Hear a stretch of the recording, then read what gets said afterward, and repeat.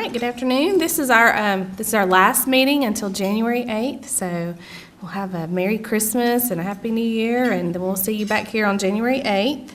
I wanted to mention again, be sure to check in on some of our sick and injured Rotarians. I know Dr. Haskell is out with some treatments. Rob Coates is still dealing with a back injury. Connor Cloths is dealing with an ankle and surgery from that. And then we're so glad that Carlos is back on a regular basis and recovered from his back surgery. Thank you. All right, Mr. Morris, will you please come up and introduce our speaker today? Yes.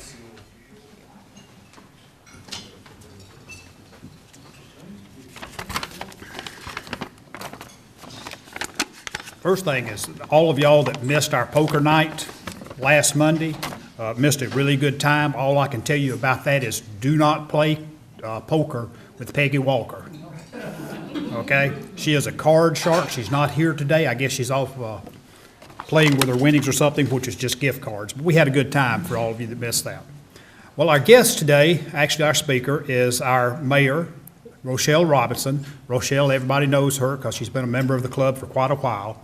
She was elected mayor of Douglasville in 2015 in a hotly contested race, becoming the first female mayor in the city's 140-year history. Mayor Robinson was brought into Douglas County Rotary Club in 2010 by Mary Jane King.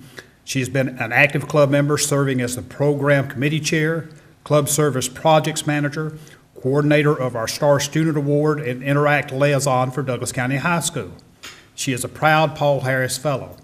Rochelle received her education at the City of Youngstown Public School System and Youngstown State University. She's a veteran of the United States Army, National Guard, and has worked professionally in the federal, state, and local governments, to include a commendable 8-year stint in the CIA.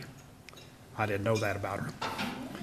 In Georgia, Rochelle has worked for the Clayton County Mental Health and served on the Douglas County or the Douglasville City Council. She's held several appointments to boards and authorities to include Wellstar Regional Hospital, West Georgia Technical College, Georgia Fellowship of the Church of God, Credential Committee, the Douglasville Zoning Board, and Vice Chair of the Douglas County Board of Elections. In addition to serving as mayor, Rochelle serves on the Douglas County Water and Sewer Authority Board of Directors, the Atlanta Regional Commission Board, the ARC's Transportation Air Quality Commission, the Georgia Municipal Association Training Board, Douglas County High School Band Booster member, and on the Executive Committee of the Douglas County chapter of the Alpha Kappa Alpha Sorority E. Rotarian Rochelle is an ordained minister for more than 20 years and has been happily married to Pastor Jeff Robinson, where together they have 3 beautiful children, Joel, Olivia, and Anna. Let's give Rochelle a great big Douglas County welcome.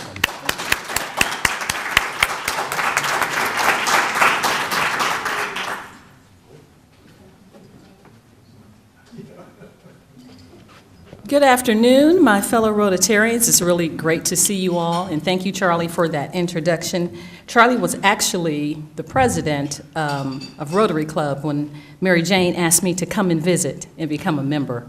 So thank you so much. It was great for you to do that for me. I appreciate it. Well, today I have a group of people with me I could not do. You know, the elected officials sometimes get all of the credit, but it really is the staff. We set policy, and the staff, the implementation, and they ride out whatever the elected officials deem that the citizens say they want. And so really I could not do this without my great staff. And so I will introduce my staff to you, members that have joined us today. Of course, our city manager, Ms. Marcia Hampton. Please wave, Ms. Marcia. Great city manager. I'm the first woman mayor, and she's the first city manager, first female city manager for the city of Douglasville. A master's from Mercer and undergrad from Florida A&M, FAMU. Is it in horticulture or something? It's food science. Food science, can you believe that? Wow, so our city manager and Chief Sparks, who has hometown, Winston, woo! If you know anything about Douglasville, Douglas County, you know about those Sparks. And so the chief has just received a 30-year pin from the city of Douglasville, being in the police department that entire time. Fort Valley State, Army, such a great, oh my goodness, FBI Academy, all kinds of great things. He is a community police officer. He believes in involving the community, educating the community. He also received an award, a national award from the Chiefs Association for his Youth Against Violence mentoring program that he implemented a 10-year anniversary. So we're very proud of him. And our Deputy Chief, Ms. Sue-Ann Shaw, she has a senior this year, right? A senior in high school? Wow. And she's the first female deputy chief, so we're happy to have Sue-Ann. How many years you been with us, Sue-Ann? 26. Woo! Let's give it a hand. So my city manager and chief will talk about some issues as well. And so I will go through the presentation. We have code enforcement here. I'm so sorry, Mr. Jimmy. Mr. Jimmy is the most decorated code enforcement officer in the city of Douglasville. He has been with us how many years, Mr. Jimmy?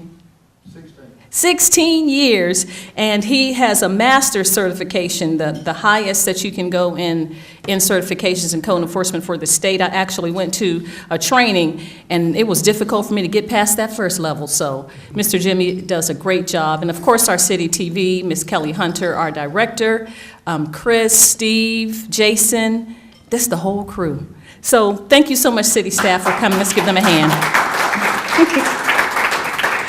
Okay, so I will go through my presentation with you today, and I ask that you would please save your questions to the end, just kind of jot them down so that we can get everything out, just in case we run out of time. And I'm going to keep this 12:25, so I'll try to stay on schedule. So the first slide that you see is the map of the city of Douglasville, and we are broken up into 5 wards. And so I'll tell you who the ward members are and just explain where their jurisdiction is a little bit so you'll have a better understanding. So in Ward 1, that is Larry Yockey, mayor, and he is the mayor pro tem. Today is Larry Yockey's last day as an elected official. He's been on the city council for 2 terms, 8 years, and he decided not to run again. He says he's retiring. He's building a home in Florida, and it will be ready in February, so we always tease, and he's in the meetings, and he'll say, you all can implement that, I'll be in Florida on the beach. So we're very proud of him, but he represents Arbor Station, that whole area, Arbor Station, where the mall's located. Ward 2 is a super ward, and that is shared by Dr. LaShawn Burdanley, Councilwoman, and Samuel Davis, and that is inclusive of the north side of the city of Douglasville, more so in that across the tracks area where Jesse Davis Park and Highway 92, and they pick up a little bit of downtown. So that's their ward. Ward 3 is, I'm sorry, I skipped Ward 2. Ward 2 is a super ward also, I apologize. Ward 2 and Ward 3 is the council members I just named. Ward 2 is downtown Douglasville, and that is shared, it's another super ward, is shared by council member Mark Adams, who's longtime member of the community. He says he's been here his entire life, and Mike Miller. And so they have the entire downtown area. And Ward 4 is Chris Watts, retired just this year as a teacher at Chestnut Log Middle School, and he's taught a lot of the kids in the community. And he has the Presley Mill, Saddlebrook, Chapel Hill, all of that south area of the city. And last ward, and he doesn't say he's a stepchild, but he says it behind closed doors, is a council member, Richard Siegel, and he is not the stepchild. He has tributary. It's connected some kind of way, that Thornton Road and Riverside Parkway. I see you laughing, Colonel Terry Baggett over there, you and Richard. But it is connected to the city, and so that's the tributary area, and that's where council member Richard Siegel. And about them a little bit, Richard Siegel has information and technology. Coach Watts, of course, was a coach for many years, so he's over Parks and Recreation. Larry Pro Tem retired from Bank of America. He's over finance. Sam Davis is over education and training. Dr. LaShawn Burdanley is in transportation, which she's done for many years. Councilman Mike Miller is a local attorney, and he does intergovernmental and ordinances and maintenance and sanitation. And Mark Adams is community and economic development and zoning. And he's a real estate agent, so we thought that made sense for him. So our next slide, all right, thank you, City Manager, is it tells about our workforce. The City of Douglasville's workforce, we have 287 employees, 12 departments. The average age is 45, and the average tenure is about 8.3 years. People, when they come, they stay with us, and we're happy about that. You just heard from some of the employees today how many years they've worked in the City of Douglasville. And we have 12 departments. I won't try to name all of them, but just to mention some that people may ask about: the City Manager's Office, Finance, Human Resources, Community Development, the Police Department, of course, Maintenance and Sanitation, Parks and Rec, IT, and City TV. And so we'll move on to talk about our budget. Our budget is $28,506,289 for 2016-2017 general fund. Taxes make up the bulk of that, over $22 million. Investments, $5 million. Service charges, $1 million. And smaller venues, fines and forfeitures, and license and permits make up the bulk of the rest of our budget. How we spend the money: 35% goes to public safety, 32% in general government, and 33%, which is cultural, recreation, debt service, public works, housing and development, and judicial. Our municipal judge is Judge Keith Rollins, and he's at that new municipal building where the chief is located on Fairburn Road. Okay, a lot of people, we thank you very much for saying yes if you live in Douglasville, Douglas County, for the SPLOST that was voted on in 2015. And so we'll talk to you about SPLOST dollars and where those monies are going. The entire city portion is allocated will be $32.8 million. That's what they're recommending, based on sales and all of that. So for SPLOST, transportation will take up the bulk of that, which is 45%. $4.5 million is in street resurfacing.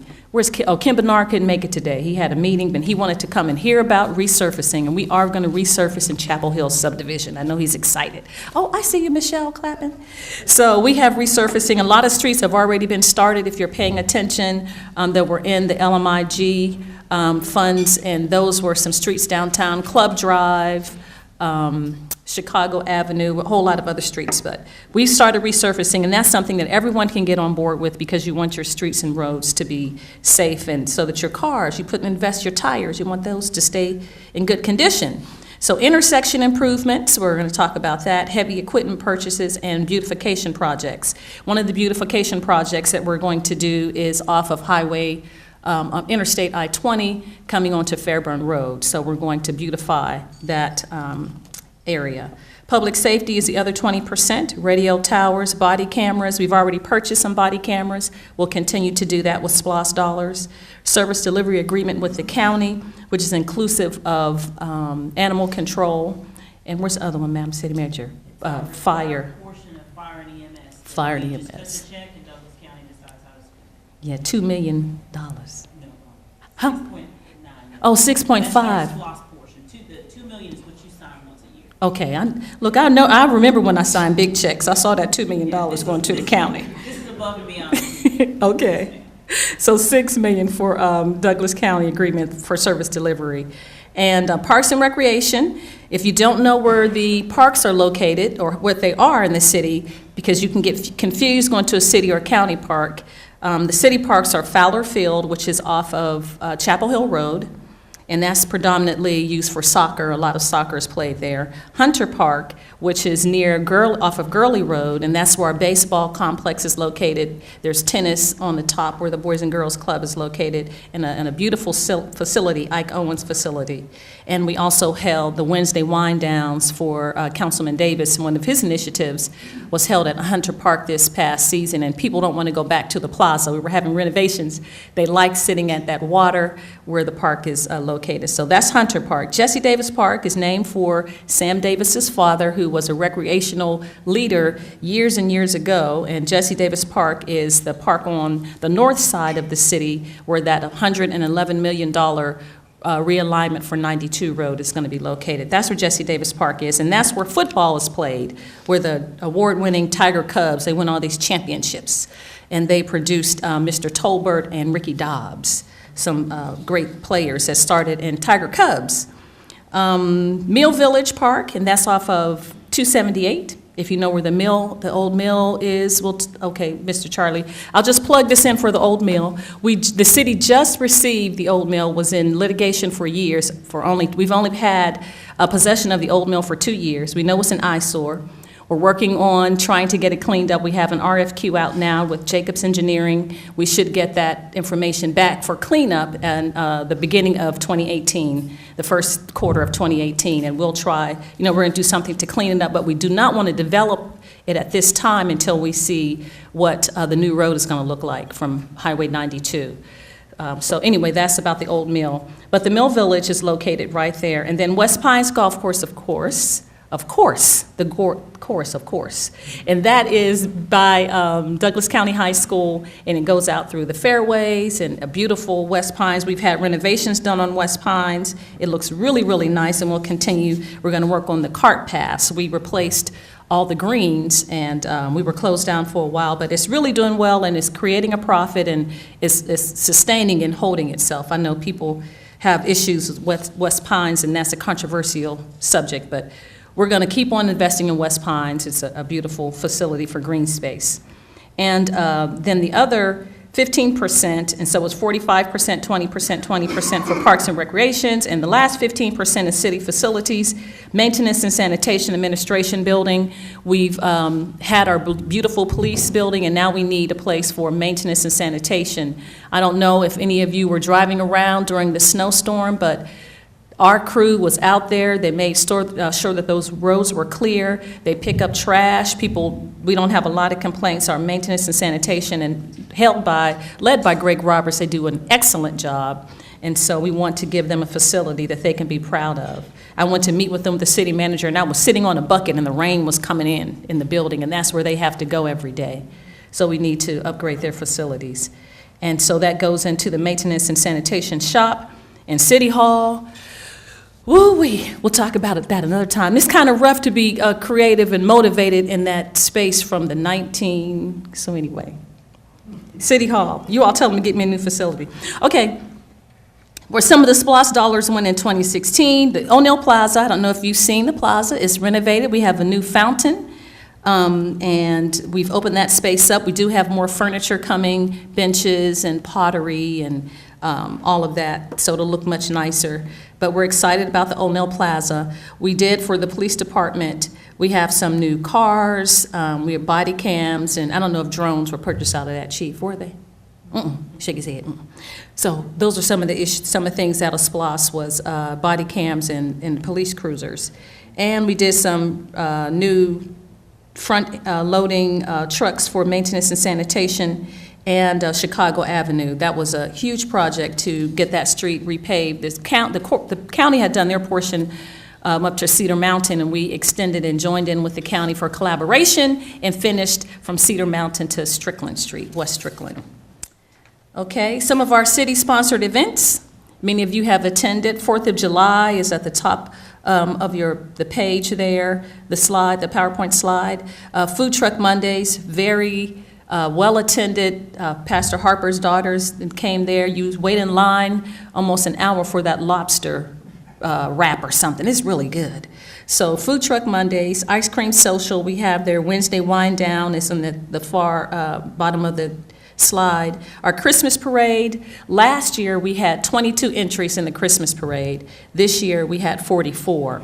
So it was really well attended with that beautiful tree out there that we lit, and we had cocoa, and it was really nice for the kids. We handed out stockings full of candy, and it's something that people look forward to. And our collaboration with Google Games, the Gravity Games, has really gone beyond the robotics clubs at the high schools. They're in almost every school in the county.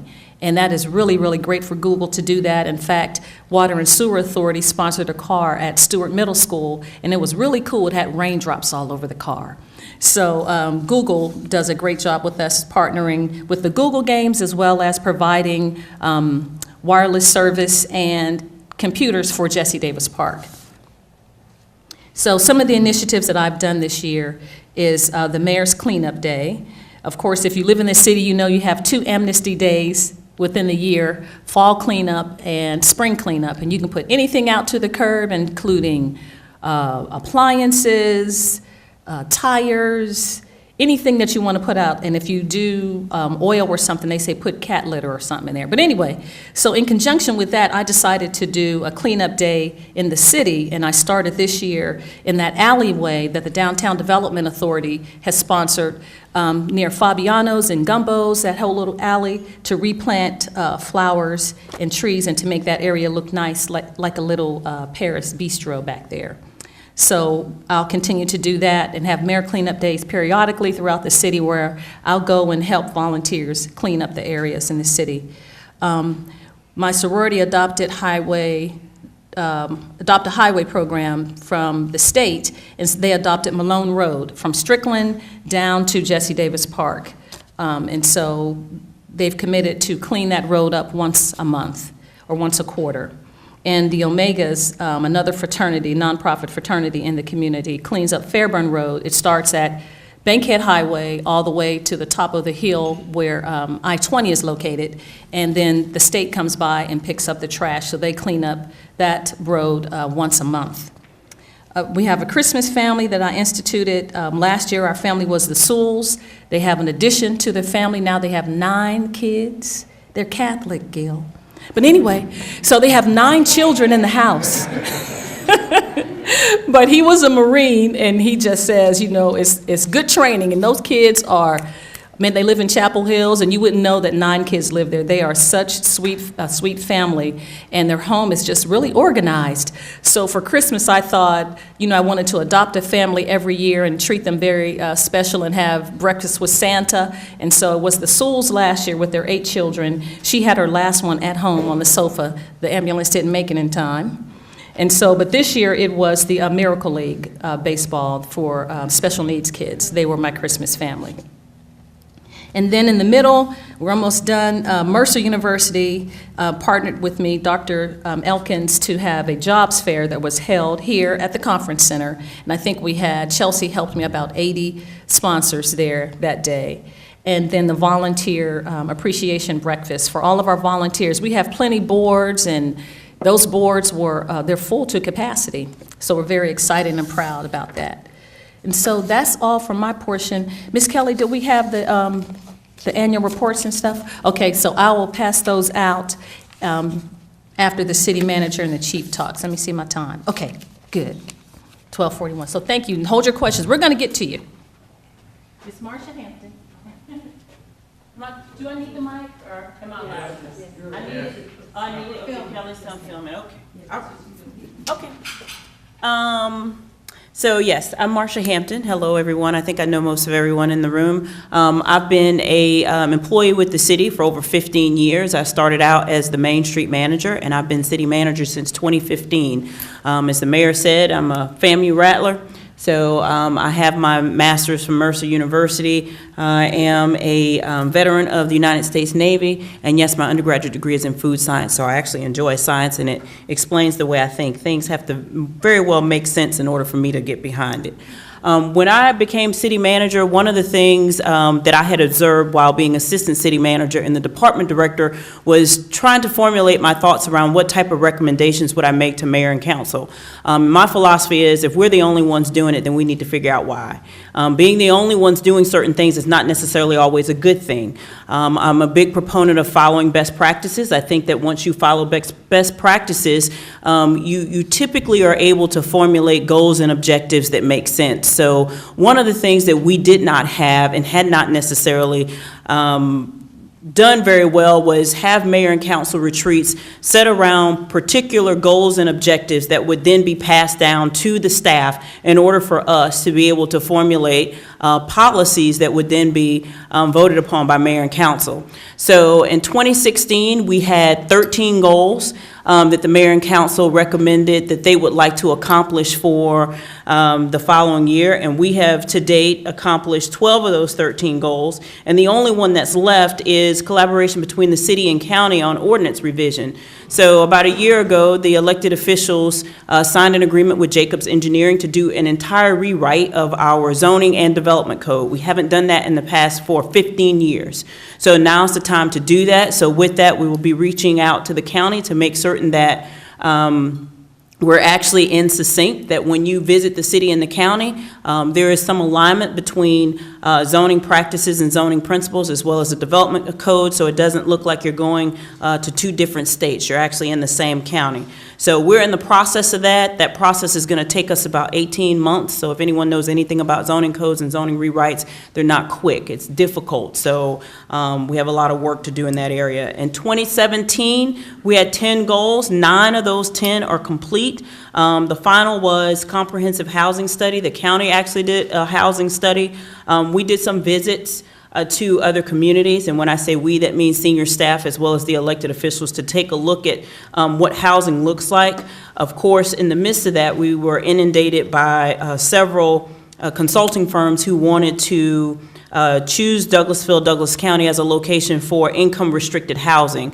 So that conversation got a little bit more complicated. So just to say where we are, we're actually in the education phase. I'm a firm believer of if you're not comfortable with a decision, the question is why? It's because if you don't know the information. So if you don't know the information, it's part of my responsibility as staff is to give you that information. So one of the things we're talking about is to educate the elected officials and then talking to the community about what income-restricted housing looks like. Low-income housing is just not low-income housing. There's workforce housing. There's workforce development housing. There is also senior restricted income housing. There is income restricted housing. There's a variety of things that go into that category. So the question is, Douglasville, Douglas County, do you want income restricted housing? And if you do, what kind do you want? And where do you want to place it?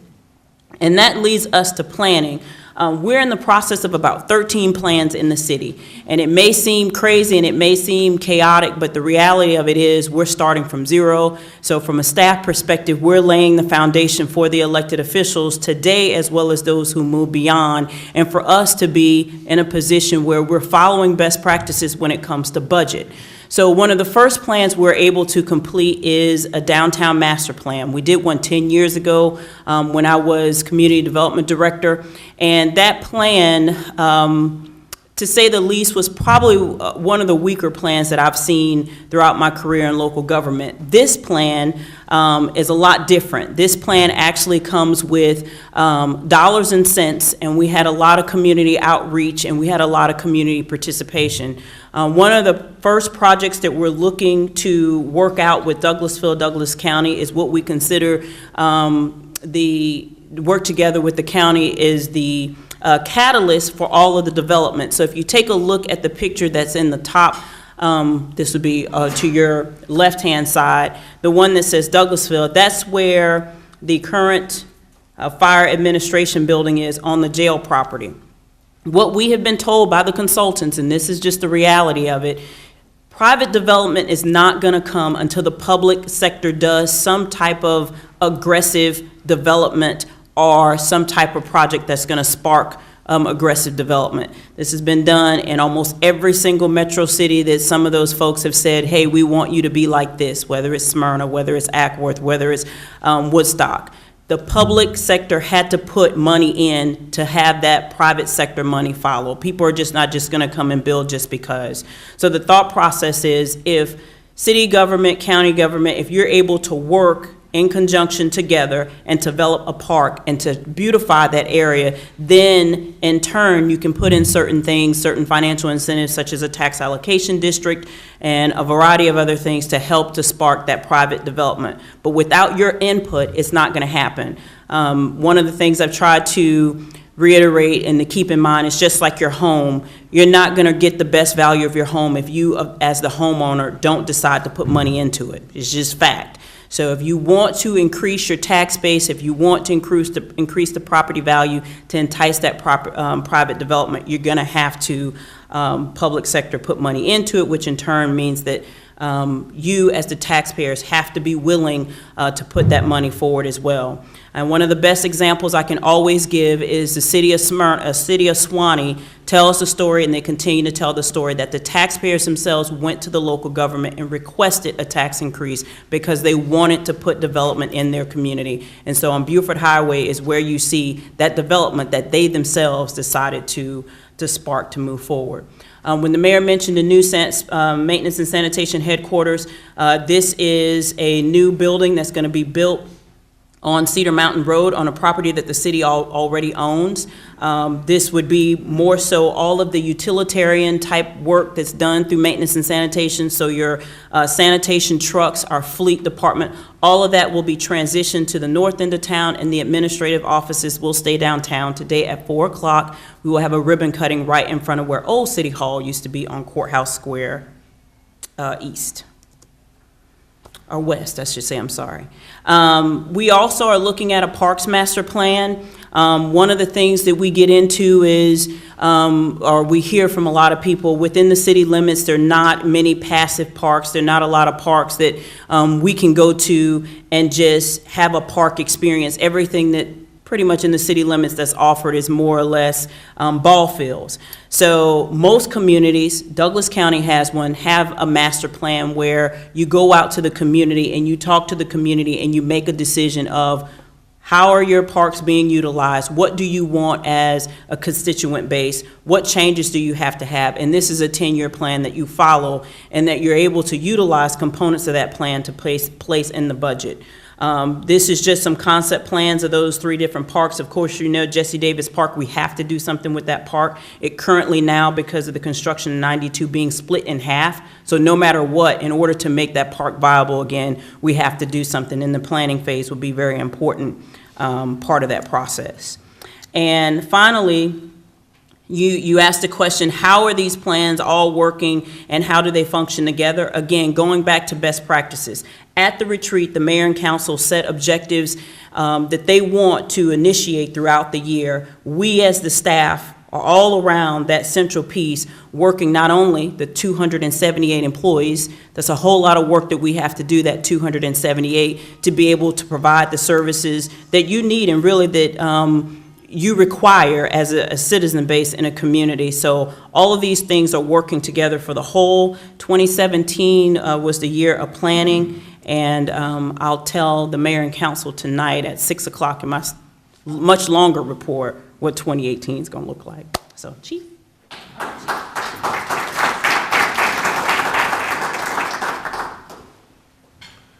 See, I got the best position here. I get to work for 3 beautiful, strong women, the mayor and the city manager and my deputy chief, so make everything easy for me. Is there something up here I supposed to hit to make this?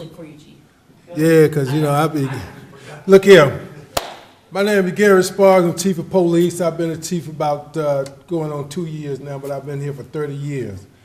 Born and bred here in Douglas County, went to school, graduated from Douglas County High School, went on to Fort Valley State, where I was in the ROTC and went to the military as second lieutenant with the Military Police Corps. So, you know, law enforcement has been bred in me. I always, when I was there at Fort Valley, I'll make this thing quick, that I always wanted to come back home and make a change. You know, since I was a freshman there, in some kind of way, I went and did some time at Fort Knox and Fort Lewis, Washington, but you know what? Lord brought me right on back here to Douglasville, so we hope we are making some positive changes. And what I started when I became the chief of police, we started a concept called DCOP, Douglasville Community Outreach Program. I'm gonna get to this in a minute, but I think you all need to hear this. But that the way to fight crime is that not only educate the men and women to the crime trends that's going on in the metropolitan area and make sure they get the best training and the best equipment to fight crime. But another way is to educate the community. Now we have four to five community meetings every year. Every year. I wish we can get this many people to come. Now, usually the last one that we have, you know, we usually at the end of the year, around this time of year, we'll do something called active shooter training, or we have a packed house. But when we're talking about in-and autos, when we're talking about burglaries, when we're talking about a credit card fraud, I can't get nobody to come. So this year, look at our Facebook page, we got training for the community because we're all in this together. It's not just the police department, the one that's helped stop crime, because you all know and understand we drive around in a black and white car.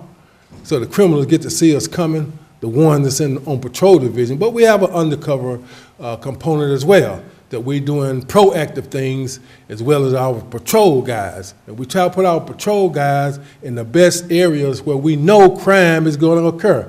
Now, the thing about crime is I can't read somebody's mind and understand that they're going to get ready to go commit some crime. Police respond after the fact, because if I could stop crime, which some people think I could just stop crime, I would be sitting at the left hand of God, because crime was never going to stop. It was going back when Adam and Eve bit of the forbidden fruit. So I just want to throw that out there. But what we do, we fight the crime as best we can. Just before I got here today, we hit a stolen vehicle right downtown. Guy jumped, bush bun. Bush bun mean he jumped out and started running across the street trying to get away. But we caught him. We catch our people. We follow up very, very well. And we're doing proactive things. Myself and the sheriff, he's a Douglas County bred guy. We grew up, matter of fact, we grew up less than a mile from each other. So we have all these types of plans that's going on for your safety that we don't talk about for 5 minutes. Okay, I have to get some stuff out the way. All right. Now, you know, we put this information now on our Facebook page because we're completely transparent. I know sometimes people don't believe that, but we're transparent about what we do. Now, this is, we put out a quarterly report, and then we'll do an end of the year report. So you know what we're doing for you, and how we're trying to keep you safe. The calls for service, that's what we get. That's the call. If you have anything to do and you need us, call 911. I don't care what it is. That's how we get dispatched. You know, well, I'm not going to call 911. It's not real serious. Yeah, it's serious if you feel like it is. Call 911. That's our dispatch center. So don't hesitate. Pick up 911. The case that our follow-up cases from the investigation, we have a great investigative unit that follow up on all forgeries, aggravated assaults, whatever the case may be, and that's their stats. Written tickets. We write some tickets, but we give a lot of warnings as well. Now, one thing you got to understand, you know, when we stop a vehicle, we try to train our men to try to talk to the people and be on the right side, on the positive side of dealing with our community. But we try to get in the car because that's where crime occurs. Crime travels on the streets. So if I just stop you and just say, hey, how you doing, see your license, and let's let you go, you may have a dead body in there. You just may have did an in and auto. You just may have did a burglary. We don't know, but we need to talk to you and try to get in the car. Because crime is mobile, right? Use of force, soft hands, you know, we put it out there, let you know we're not going around heavy-handed people. You know, this thing right here, let me see, I'm going to do something, bam. Didn't work. Anyway, use of force, deadly force, no deadly force, taser, soft hands. Somebody said, Chief, what's soft hands? You mean just lay it on them lightly? You know, now you're just going to heal them and all. No, that ain't soft hand, that ain't soft hand. You know, what we do, like most police departments do not do, if I arrest you and I say you under arrest and you just slightly pull away from me, okay, we say that's soft hands. We count that. Now, a lot of police departments don't even count that. They're like, shit, man, that's cause doing business. No, hey, I did have to use some force. I don't care how slight it is. So we count it. That's what we do. Now, a lot of departments don't do it that way, but I think that's the way to do it. How many tickets we did, code enforcement, you know, that's what we do with code enforcement. And community events, you see that? 20. We are always out to build up the community, to make our community one. That's our motto. We are one with the community. We building a bridge. We're building a bridge of the community because we must work together to keep our community safe. So it's no us against them. I don't believe in no thin blue line. I don't even know what a thin blue line means when people start talking about, they got the thin blue line, they're going to be quiet. I believe in justice. I believe in truth. I believe in honesty. 2 minutes, okay. You can go to the next one, I guess. We got our crime stats from 5 years ago here, and you'll see a lot of people understand that crime, just like the stock market, is up and down. And from 2012 to 2017, 2012, the total number of crimes, we're talking about the Part 1 crime. Now, you can go pull up and Google stuff, and people have these things about these cities being the top safety cities. Now, we were in the top 25 most safe cities in the state of Georgia. Now, from 2012, the total number of crimes was 2,850 Part 1 crimes, and we went down about 40 for 2017 to this point. So it's just like a roller coaster ride. But our main things we try to look at is our burglaries, our robberies. So far, knock on wood, we hadn't had a homicide this year. Forcible rapes. This is what we report to the FBI Academy. You can pull some things and it may not be reporting to what we report to the FBI. This is what we report from Douglasville Police Department to the FBI. And as you can see, those numbers, they fluctuate. And as we grow, as this Atlanta area grow, we anticipate that we're going to probably have more crime. But right now, at this date and time, crime is down. Now, we got some stats from what other communities are experiencing because we believe in database policing. We put our men and women in the best place where we know crime occurring. So we just, we got different zones, but we know the Highway 5 corridor. We know the Chapel Hill corridor. We know Thornton Road. We know those places are hotbeds for criminal activity to occur. So myself and the sheriff, like last 2 weeks ago, we ran a sting operation on Thornton Road. We must arrest about, because we're getting ready for that Fulton industrial element to come to Douglasville. We want to send a message, don't come to Douglasville before that gas, before the I call it the truck stop. Get Bill out there. Because what comes with a truck stop?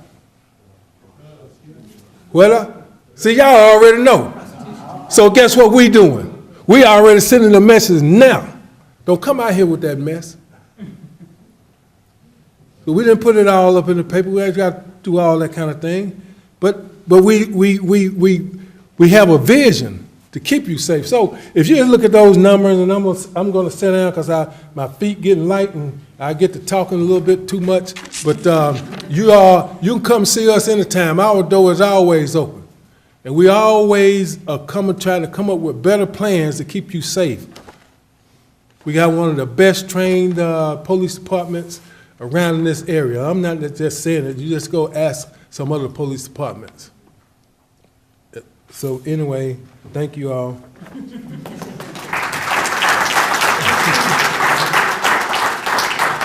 Okay, I know it's 1 o'clock and it's time for us to end Rotary. So you want me to ask one question, Jennifer? We'll open the floor for just one question, but I do want it to highlight to your attention, if you weren't able to see, that in 2012, the crime rate was 2,850, which is inclusive of homicides, forcible rapes, robbery, aggravated assault, simple assault, burglary, larceny, theft, and motor vehicle. And in 2016, it was 3,104, and this year for 2017 is 2,806. So we're lower, our rates are lower crime than it was in 2012, 5 years ago, with 0 murders. So that is a blessing. So anyway, you can, Mr. Robbie? Yeah, what are y'all doing with the Douglas County Sheriff's Department downtown?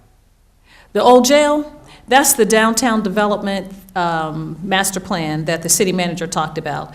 It was in the paper. We had over a year of citizens that participated in a group. And so that strategic group came up with plans with city manager. You can jump in if you want to. And there's 3 plans. We dwindled it down to 1. And so we anticipate doing an amphitheater there, a facility with retail, restaurants, and condos. Is that correct? Yes. Yeah, and the long and short of it is the city officials have to work with the county officials because it's county property in the city limits. So those conversations are being had now to see what type of cooperative agreement we can come up with. But that's what we're working on with that downtown master plan. In that Douglasville you see across there was the bridge. Okay. All right, Jennifer. Thank you so much for your time. If you have any questions, we'll be around and you can ask us after. Thank you so much.